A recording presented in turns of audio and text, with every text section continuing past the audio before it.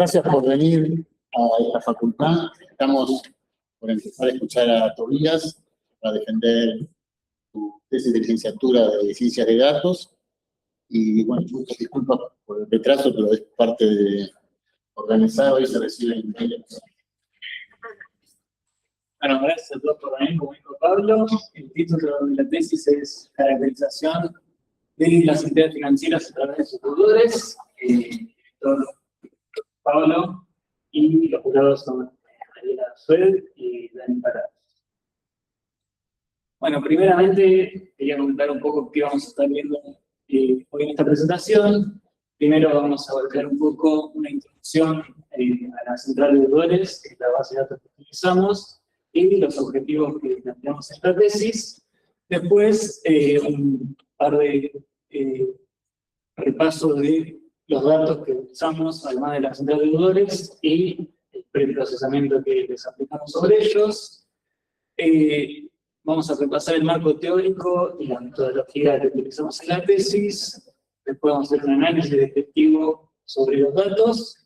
Y por último vamos a mostrar los resultados de la parte A de la tesis, que es un ranking de entidades financieras con cadenas de Markov, y la parte B, que es un análisis de características múltiples sobre las centrales de deudores.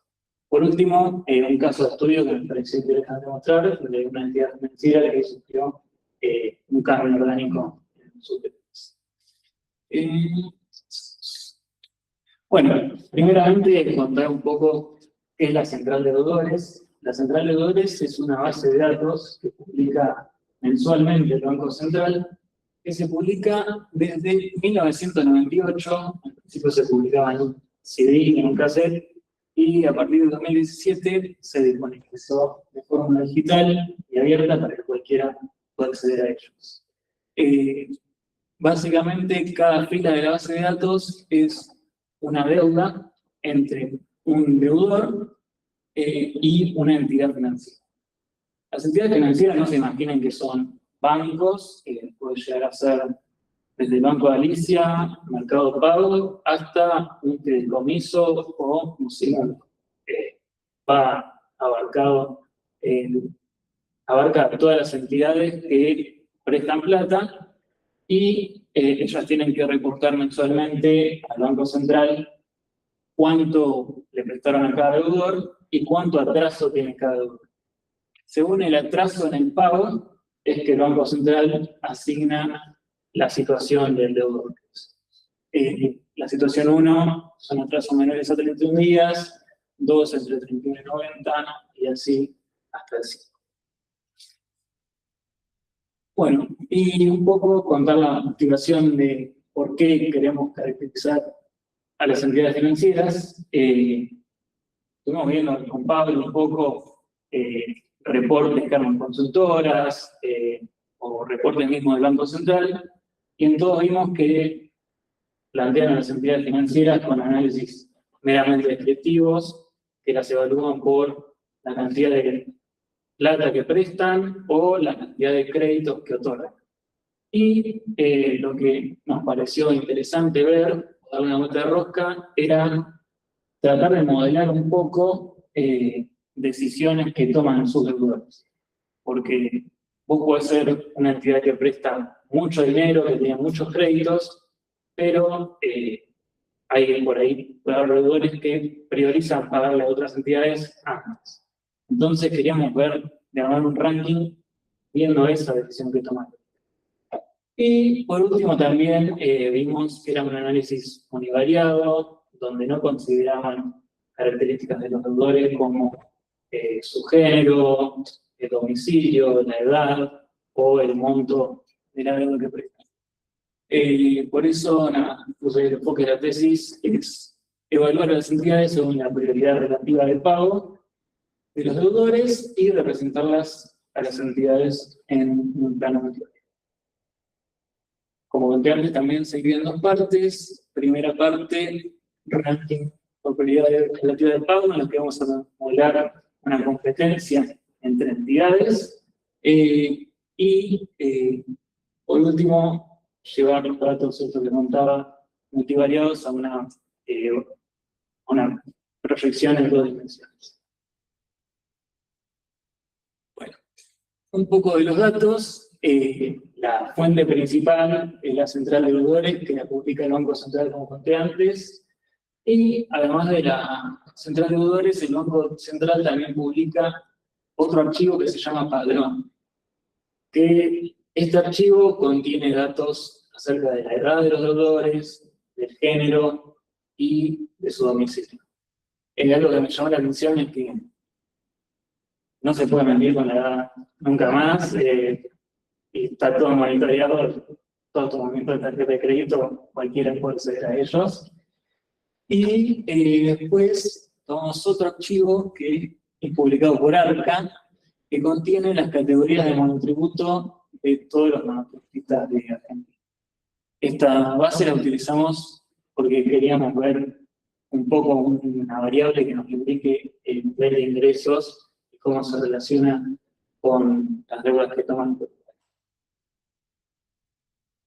Bueno, un poco un repaso de lo que hicimos. Esta base tiene alrededor de 50 millones de filas todos los meses, por lo que dedicamos a excluir a las personas jurídicas, nos centramos solo en personas físicas, agrupamos a las entidades financieras en 3 grupos. El Banco Central tiene una agrupación ya armada, donde provee un listado de entidades financieras, que son entidades que pueden usar como fondo para ofrecer crédito, depósitos de sus clientes.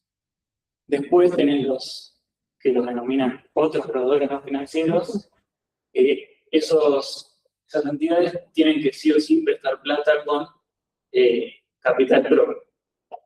Y por último agregamos las fintech, nos basamos un poco en los miembros que son presentes en la Cámara Fintech, son entidades que ofrecen crédito 100% digital, que estaban agrupadas dentro del grupo de otros proveedores no financieros.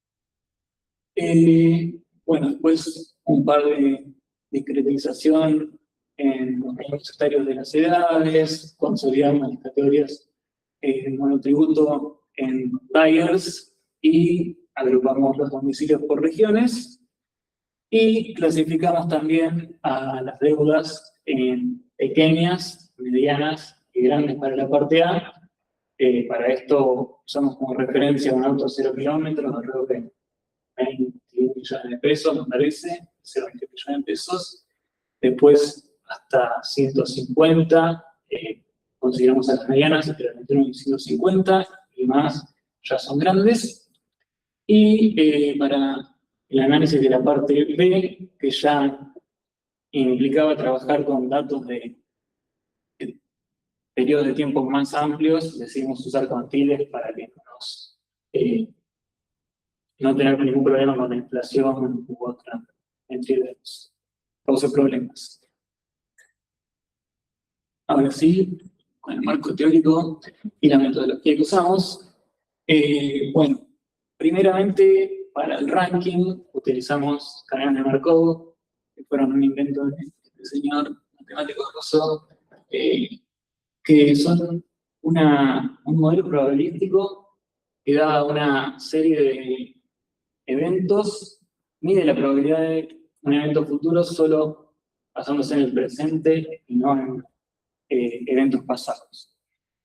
Estas cadenas de Markov tienen muchas aplicaciones y entre ellas la que quería comentar y la que usamos como referencia es tesis doctoral de Ángel Shulmena, Juan, fue dirigida por Meyer, autor del libro que utilizamos como referencia, y las utiliza para rankear equipos de la NFL.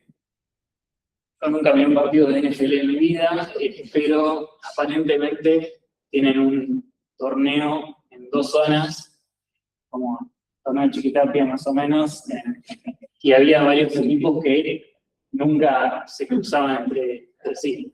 Entonces él quería agruparlos todos en un grafo para que estén todos conectados y ver cuál era realmente el mejor equipo y no seguir las reglas del torneo. Entonces, nada, basándonos en esto, dijimos, bueno, ¿por qué no armamos un torneo de entidades financieras? ¿Y cómo armamos los partidos para este torneo que compitan las entidades financieras? Bueno, primeramente nos fijamos en deudores que compartan una deuda de un mismo tamaño y una misma situación en un mes inicial, y nos fijamos cómo evoluciona esa deuda en un mes T+1. Si un deudor empeora su situación de mora con una entidad y con otra se mantiene o mejora, entonces la situación con la que empeoró, la entidad con la que empeoró su situación, vamos a decir que es la perdedora, y esta entidad va a emitirle un voto conductual, le llamamos, hacia la entidad ganadora. Bueno, un poco cómo estructuramos los partidos para la clase pequeña, de las deudas pequeñas, como eran las de mayor volumen en nuestra base de datos, decidimos tomar una ventana fija de 4 meses. Primero nos fijamos en la situación que tenían en el mes de noviembre, y a partir de ahí recién nos volvemos a fijar la situación en febrero de 2026 para ver si evolucionó o no. Y para las deudas medianas y grandes tomamos partidos mensuales, ya que estas tenían menor volumen en su cantidad. Y bueno, acá un poco la idea de lo que utilizamos. Primero, es un ejemplo ilustrativo, 3 entidades, pero imagínense que después, para su trabajo, era un grafo de 400 entidades, y cada lista representa estos votos que les decía o partidos ganados. Entonces, ahí, por ejemplo, decimos que Mercado Pago le ganó 40 veces al Banco Galicia, y la lista tiene el peso 40. Como también sabemos, los grafos se pueden representar en matrices, y a esta matriz la llamamos matriz de votos, donde cada columna indica la cantidad de partidos ganados sobre las otras entidades de una entidad específica. A esta matriz la vamos a convertir en una matriz estocástica. Vamos a dividir la totalidad de partidos ganados por la totalidad en general de los partidos, y fíjense acá que Mercado Pago no había perdido ningún partido. En estos casos lo que se hace es, se le pone una probabilidad equitativa de que salte de un lado a otro a esos casos. Y por último paso del matricial, se le aplica este factor de amortiguación, que lo que hace es evitar que el sistema no converja. ¿Por qué queremos que el sistema converja? Porque justamente lo que va a determinar nuestro ranking es el vector estacionario, que es el vector en el que nuestro sistema, si lo ponemos a sacar probabilidades, es tirar, finalmente va a converger. Y este vector ordena las componentes, ordenando las componentes nos da nuestro ranking. Que acá llamamos score de Markov, pero finalmente la idea que queríamos modelar era qué tan probable es que si yo tengo una deuda con otro, yo termine pagando a Mercado Pago. Bueno, acá está un poco el resumen más formal de todo lo que repasamos: matriz de votos, normalización, amortización, cálculo de autonomía estacionario. Y para la parte B, es que realizamos este análisis de características múltiples, donde usamos la biblioteca Prince, que ya tiene implementado el método MCA, y donde proyectamos variables categóricas como el tamaño de deuda, el rango etario, el género, la región, el grupo de entidad y la categoría monoproducto. Este método es muy parecido a PCA, pero lo que nos brinda es esta posibilidad de proyectar variables categóricas y no reales dentro de un plano de 2 dimensiones. ¿Qué hace este algoritmo? Básicamente, cada combinación de categorías la transforma en una fila binaria de unos y ceros.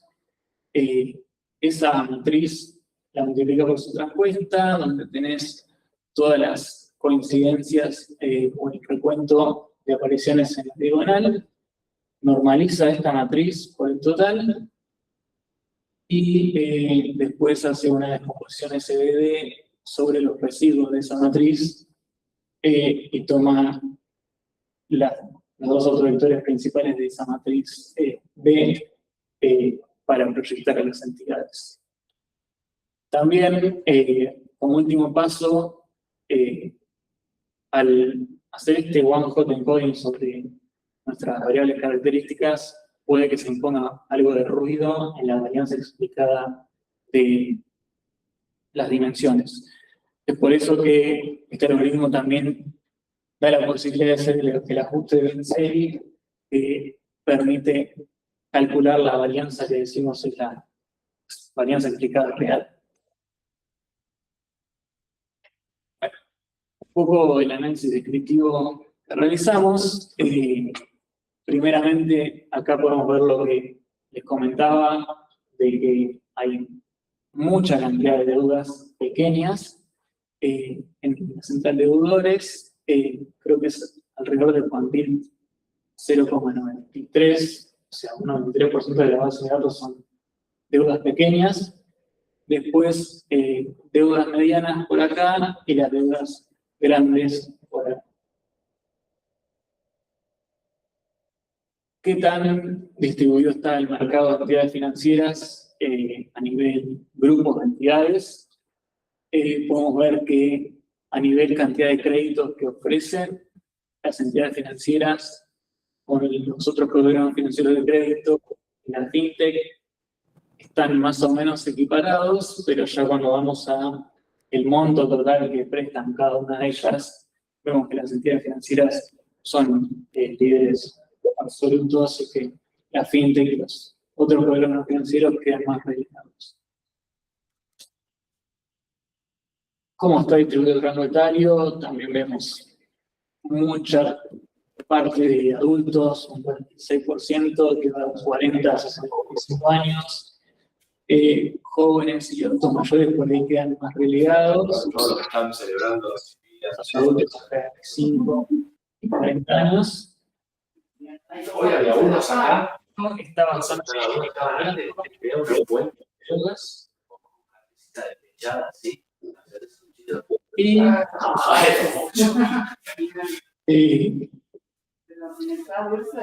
Estuve muy cerca de ir a felicitar gente.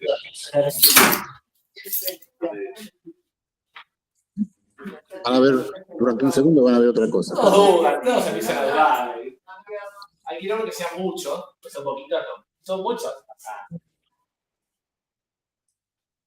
A ver. Silenciar la migración. No, pues no. Nos reímos. ¿Cómo es silenciar acá? ¿Cómo? Primero. Ahí va. Perdón.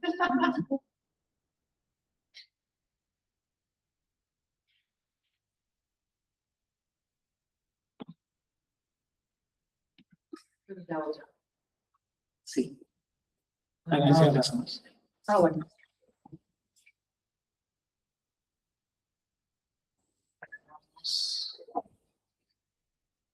Bueno. Bueno, distribución por región, un 25% de deudas son tomadas por gente del AMBA, 9,4% de la Ciudad de Buenos Aires y un 65% del interior. Después, en cuanto a participación de monotributistas, vemos que un 85% de los deudores no son monotributistas y 10% pertenecen a los eslabones más bajos de las categorías de monotributo que van de A a la C, y ya 1,7, 1,3 categorías más altas. Y acá era el ejemplo un poco de un ranking descriptivo que se suele hacer, donde evalúan a las entidades por el monto que prestan. Acá podemos ver el Banco Nación, es el líder absoluto, Banco Galicia le sigue, y después ya las fintech quedan más relegadas, pero si miramos por cantidad de créditos, como Mercado Libre pasa al primer puesto, Tarjeta Naranja, también otra entidad muy fuerte, le sigue, y después ya siguen varios bancos.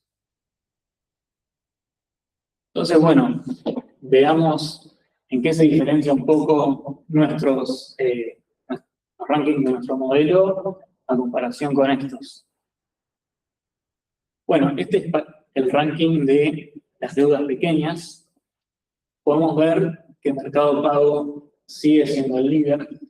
Esto también puede pasar porque es la actividad que más partidos jugó, y al ser una matriz de probabilidad, la probabilidad de que vaya de un banco a otro claramente va a favorecer Mercado Pago. Pero un caso interesante es el de Credicuotas, que acá está en el puesto 10, cuando antes no aparecía directamente, pero cuando nos fijamos en el ranking descriptivo de las deudas pequeñas, que no lo puse acá, pero está en el puesto 26 por cantidad de monto prestado y 25 por cantidad de créditos otorgados. Entonces, subió 15 puestos, es un montón, y bueno, es algo que realmente pudo captar nuestro modelo, de decir, hay deudores que están priorizando Credicuotas por sobre otras tipos de entidades. Después, ya en el segmento de las deudas medianas, las fintech medio que desaparecen, ya se centra todo mucho más en bancos. Está primeramente el Banco Galicia, el Banco Santander, el Banco Nación, aparecen el Banco Patagonia, el Superville, el Credicop, y en deudas grandes lo mismo. Banco Nación primero, Banco Comafia aparece, pero si ya es todo mucho más sectorizado, ya que los bancos son los que tienen mayor capacidad de prestar este tipo de montos.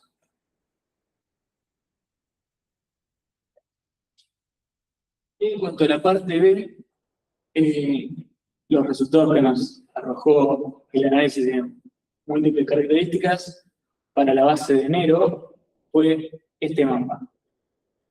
Que primeramente quería mencionar un poco acerca de que también representadas están las dimensiones, y acá podemos ver cómo la varianza acumulada es del 78% solo para la primera componente. Y para la segunda ya es del 20,82. Todavía bastante alto, en parte por el ajuste de Bensel que les comentaba antes, y podemos ver cómo realmente podemos decir que está bien representadas las características de los deudores en este modo. Y quería comentar después un par de relaciones que vimos. Primeramente, acá se ve clarito como estos tres puntitos de las deudas de deudores entre 18 y 25 años, y las deudas muy pequeñas, que son el primer cuantil, y las deudas prestadas por fintech, están muy cerquita, y también las deudas tomadas, brindadas por entidades financieras grandes y tomadas por deudores de CAVA también.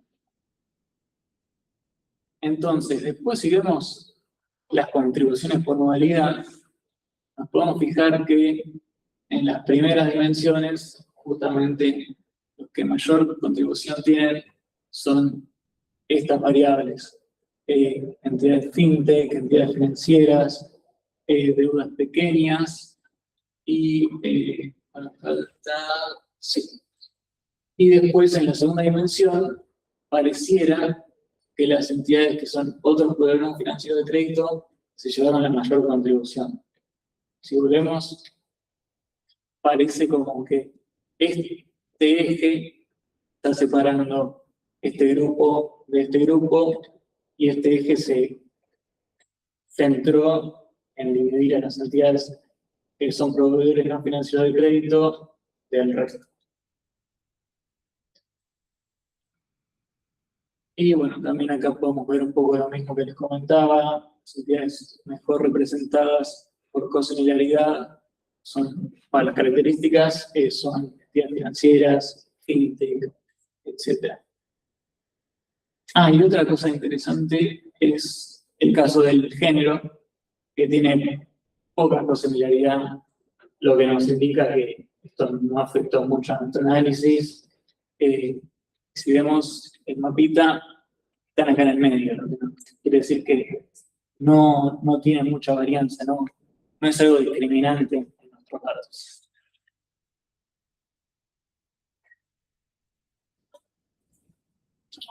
Y este es el mapa con las características de las monotributistas para la base de febrero. Lo que queríamos ver es, bueno, si ponemos otra variable, cambia un poco el mapa, y cómo se relaciona un poco el nivel de ingresos, como estaba al principio, con las deudas que toman. Y bueno, si fijan acá, la verdad es que el mapa es bastante parecido al anterior.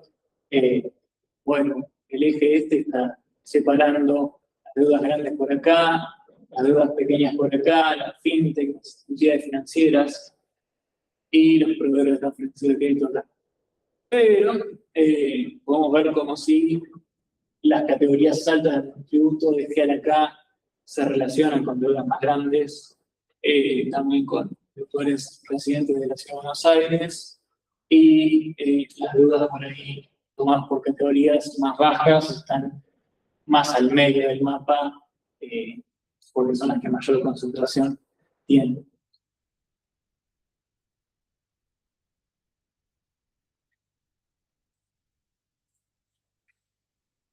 Nos quedamos, ¿no?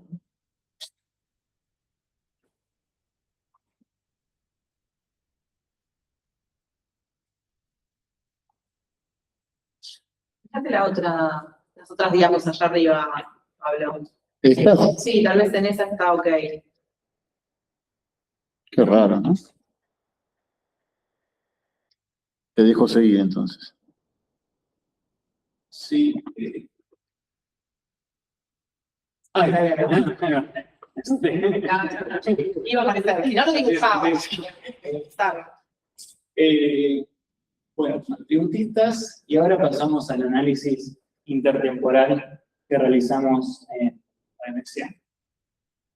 Un poco para contarles qué hicimos acá y cómo proyectamos estas trayectorias. Inicialmente lo que hicimos fue tomar los datos de enero de 2025 y enero de 2026 y concatenamos dos bases de deudores. O sea, nos tomamos un data frame enorme de 80, 90 millones de filas y etiquetamos a los grupos de entidades, que eran el actor principal que queríamos ver, por el año de las deudas que brindaron. Sobre esta base enorme es que corrimos MCA y trazamos estas líneas indicando cómo se movieron. O sea, el objetivo principal era ver año a año, ¿hubo un cambio en el perfil de sus deudores?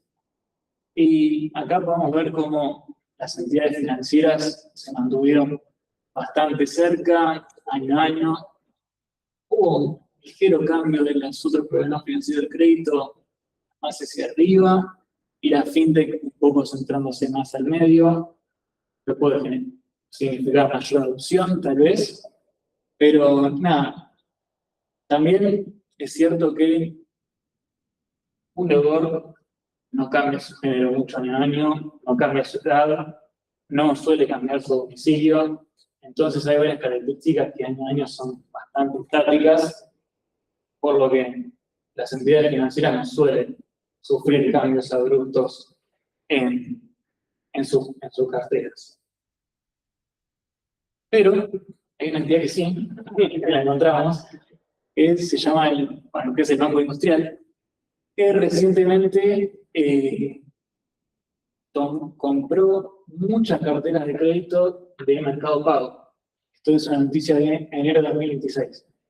Y fíjense acá, esta es la evolución de la cantidad de créditos, aumentó de 64.000 a 342.000, casi un 300% aumentó la cantidad de créditos que tiene. Y también sufrió mucho un cambio de el perfil de sus deudores. Antes era una entidad que prestaba mucho a jubilados y pasó a prestarle mucho más a adultos y jóvenes. También fíjense cómo cambió el tamaño de la deuda que ofrecía. Era en general una entidad que prestaba deudas medianas, pequeñas, y ahora se centró más en microcréditos. Entonces dijimos, bueno, ¿qué pasa si proyectamos las características del Banco Industrial y del Mercado Libre para 2025 y 2026 en este mapa? Y lo que podemos ver es, esto es el Banco Industrial en 2025 y esto en 2026. O sea, hubo un corrimiento desde el cuadrante en el que estaban los jubilados, las deudas medianas, más hacia el cuadrante donde se encuentran las deudas efectivamente del Mercado Libre, donde están las deudas más pequeñas y donde hay deudores mucho más jóvenes. Lo cual nos indicó que, bueno, parece ser que el análisis de características múltiples también nos puede servir para identificar patrones ocultos en los datos, ver estos cambios inorgánicos que suelen suceder en el mercado y representarlos de una forma clarísima. Así que, bueno, eso es un poco de los resultados. Ahora, más que nada, las conclusiones que sacamos. Primeramente, esto que comentaba, la viabilidad. Usamos herramientas clásicas, digamos. Estadística, algoritmia computacional, no usamos nada raro, machine learning, etc. Y parece ser que sigue funcionando. Y sí, nos dieron resultados re lindos y a mí en particular me encantó porque siento que el trabajo resumió bien lo que trabajamos en toda la carrera, que es tener datos, tener matemática, tener capacidad computacional, resolver un problema. Y bueno, después un poco contar esto de el predominio de las entidades fintech en los rankings de Markov, en las deudas pequeñas y que ya los bancos tienen un mayor predominio en las deudas medianas y grandes. Y la exposición de esta relación que vimos entre deudas pequeñas, fintech y deudores jóvenes contra las deudas grandes, deudores de la Ciudad de Buenos Aires y la banca tradicional. No es nada trivial y lo pudimos ver también con estas técnicas. Bueno, como trabajo futuro, proponemos por ahí incorporar variables macroeconómicas, como puede ser el nivel de desempleo, la inflación o índices salariales mejores que la categoría de monotributo. Sabemos que mucha gente por ahí miente con la categoría de monotributo y factura mucho más. Entonces, si hubiera una variable mejor, por ahí puede fortalecer nuestro análisis. También, bueno, por ahí ver cómo se comportan los deudores ante cambios, fusiones dentro del mercado. Por ejemplo, recientemente el banco de GBC se fusionó con el banco de Galicia. Bueno, ver un poco en esos años qué pasó con sus deudores, si trasladaron a otras entidades, si los tuvieron. Y por último, también, adicional, también se podría hacer un análisis sobre las personas jurídicas, cómo es que desenvuelven estas empresas o pymes en el mercado financiero. Bueno, las referencias que usamos fue el libro principal, Quiz One, de Meyer,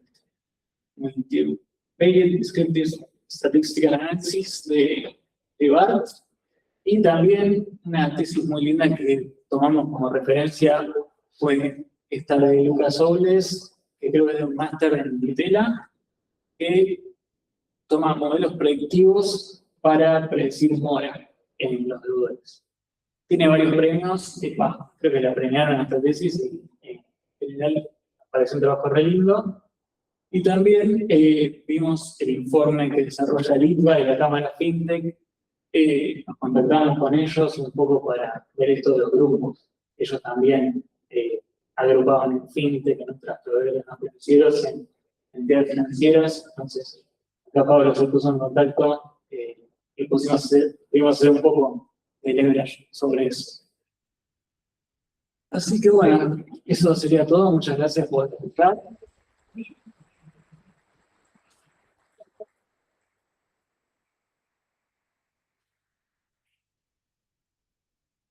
Así que bueno, hablando el espacio de las preguntas del programa.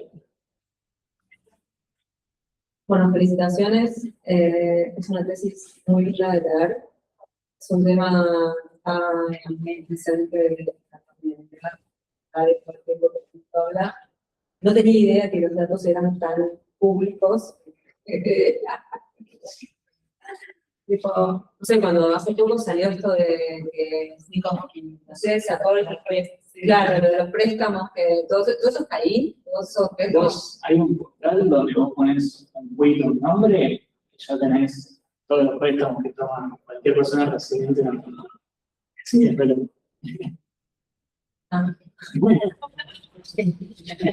Algo más hay así para que te pregunte. No, yo por eso lo de la edad no se puede mentir más. Ya pasa. Sí. Después, bueno, me surgieron, a mí que leía me daban un montón de cruces para saber que te lo puedo comentar, porque me parece que es algo que, como le comentaba a Pablito, estaría bueno dejarlo público para que la gente pueda explorarlo, por ahí con un tablero dinámico, no sé si yo te conto cuál, muchos planes. Pero a posteriori hice una pregunta medio, tampoco sabía que la gente, bueno, no tengo idea de lo que se llama, ¿no? Y de hecho cada vez que me llaman para ofrecerme una, se agradece un montón, pero no quiero endeudarme. Sí. Por suerte puedo decir que no quiero endeudarme. No tenía idea que una misma persona tenía tantas dudas, como que descubrí un mundo.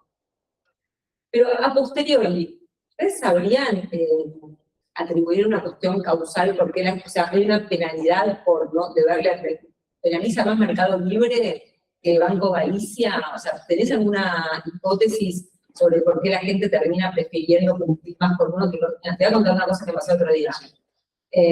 Un señor estaba... Y alguien me dijo, no, a esta cuenta no me transfieras porque estoy muy endeudado y todas las transferencias que me entran, claro, me las absorbe. Entonces dije, o sea, como que hay un montón de... Entonces llamó por teléfono a la esposa para saber si le podía transferir, como toda una ingeniería de la transferencia. ¿Ustedes tienen alguna hipótesis sobre por qué la gente obtiene una tasa más alta una que otra? No sé, ¿alguna idea que se les ocurrió pensar en ese sentido? Yo creo que bancos tienen equipos enormes que se dedican exclusivamente a realizar llamados a gente que está en mora. De hecho, creo que salió una noticia ahora del Banco Central que Pausini decía que no se iba a meter de la morosidad de los deudores. Cuando le preguntaban, ¿hace algo el Banco Central sobre eso? Y dijo, son privados. Porque realmente el banco, cuando vos entras en mora, te llama y te dice, pagame. Y si un banco ve que estás en situación 2 o 3, olvídate que te dé un crédito hipotecario o algo así. Y creo que por ahí las entidades más chicas, fideicomisos, sí, se ven perjudicadas. Pero, por ejemplo, el verde, en las préstamos más chicos, ¿no? Sí. Creo que primero es Mercado Libre. Sí. ¿Eso quiere decir que la gente, si tiene que elegir a quién paga, le paga primero a Mercado Libre? Sí, pero es una interpretación un poco... Es una interpretación arriesgada por lo que comentaba. Usamos un modelo de probabilidad. Y estas cadenas de Markov generalmente benefician a el nodo por el que más se pasa, ¿viste? Ok. Y Mercado Libre, al ser el líder en cantidad de créditos. O sea, podría haber un sesgo por representación. Exacto. Bueno, una pregunta para tratar de ser algo más fea en ese sentido. Sí. Bien, gracias. Hermoso, te felicito. Bueno, esa era un poco la pregunta que yo le hacía a Tobías en su momento cuando la leí, porque me parecía súper interesante, jamás me hubiese ocurrido pensarlo en términos de rankings, me pareció buenísimo ese enfoque. El otro me resultaba por él un poco más familiar, la parte B, la cosa más parte B. Y claro, lo que decía es, pero bueno, se nota, digo, hay un cambio entre el enfoque descriptivo y este ranking que surge de la propuesta que hacen ustedes, y es verdad, por supuesto que hay un cambio, y aparecen credicuotas. De hecho, me quedo pensando cuál es el incentivo del pago a credicuotas. Me imagino que deben ser estos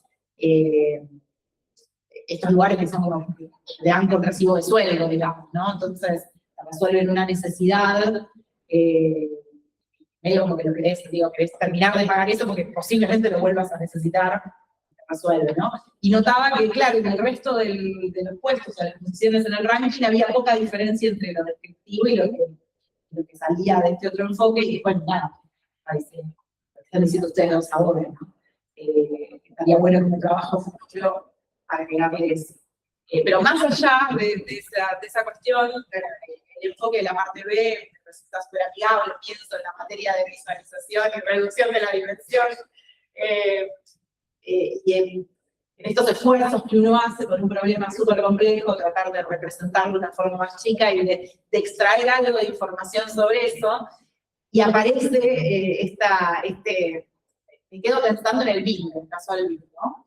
Que hasta uno pensaría, bueno, parece como un Charlie Picking, o sea, encontraste algo que se movió así, fuiste, miraste, y realmente encontraste que entre un evento y el otro había definido una cartera tipo, no sé, el Mercado Libre, que era lo que estaba mostrando los datos. Que de otra manera, en todo ese volumen de transacciones transacciones, de deudores y demás, tal vez no aparecía. Entonces, me parece un ejemplo, digo, del libro de texto, por eso decía lo de Cherry Picking, es como un ejemplo canónico del libro de texto, que ve así de bien. Capaz debe haber otros que también se comporten similar y no aparecen, bueno, la vida. Y la verdad, Tobías, es que lo contaste, bueno, no sé, fue súper ameno como lo contaste. Creo que también se nota que lo que hiciste para esta tesis lo dominás muy bien, y sabes perfecto los alcances, las limitaciones, y estás muy como consolidado en eso. Así que es un placer también escucharte, sobre leer. Bueno, muchísimas gracias. Muchísimas gracias también por tomarse el tiempo de leerla.